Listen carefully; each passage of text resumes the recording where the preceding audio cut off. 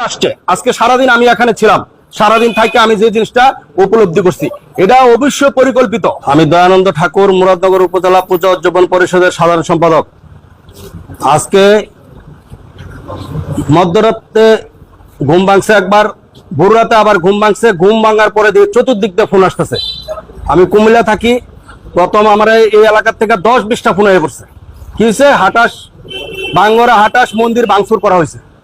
দৌড়াইয়ার সাথে সাথে প্রথমে আমাদের সভাপতি বাবু রামকৃষ্ণ সাহারে ফোন করলাম, রতনদারে ফোন করলাম, দুলালদারে ফোন করলাম, সবারে ফোন করলাম, আপনারা সবাই তাড়াতাড়ি করে হাটাসে চলে আসেন।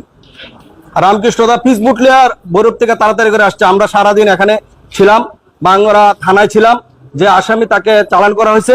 তবে আমি একটা বিষয় খুব স্পষ্টভাবে আজকে এখানে উপলব্ধি করতে পারছি, যে বিশৃঙ্খলাটা করা হয়েছে, যে একজন আসামিকে থানা পাঠানো হয়েছে, তার পক্ষে একা একা এত বড় ভাঙচুর করা, এই সবগুলি গেট ভাঙ্গন, মন্দির ভাঙ্গন, এই ছবিগুলি সবগুলি ভাঙ্গা, এটা একা সম্ভব না।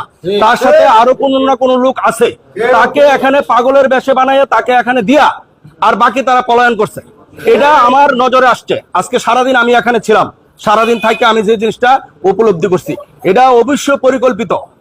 আমি কথা শর্ট করি, মুরাদনগরের এই বিএনপি আলহাজ কাজী সাহেব মুফাজ্জল হোসেন কায়কোবাদ সাহেব এই হিন্দুদের পাশে যেভাবে আছে, মুরাদনগর বিএনপি হিন্দুদের পাশে যেভাবে আছে, আমরা তাদের কাছে কৃতজ্ঞ, তাদের কাছে ঋণী। তারা আমাদের এই মুরাদনগরের মাটি মানুষের নেতা কায়কোবাদ সাহেব পাঁচকিত্তা পাহাড় চড়া হিন্দুর ঘটনা শুনে উনি হেলিকপ্টার নিয়ে দৌড়ায় উনি হিন্দুদের পাশে দাঁড়াইছে। আজকে এই হাটাস গ্রামে, বাঙ্গরা হাটাস গ্রামে উনি বিএনপির সমস্ত নেতৃবৃন্দকে পাঠাইছে। আমরা চিরদিন ওনার জন্য হিন্দুরা আর ঋণী। আমরা ওনার জন্য জীবন দিতে প্রস্তুত। এই মুরাদনগরের হিন্দুরা আমরা মরতে প্রস্তুত। কায়কোবাদ সাহেব আমাদের পাশে আছে, আমাদের পাশে তারা ছায়া হয়ে থাকবে, সেই আমরা আশা ব্যক্ত করি।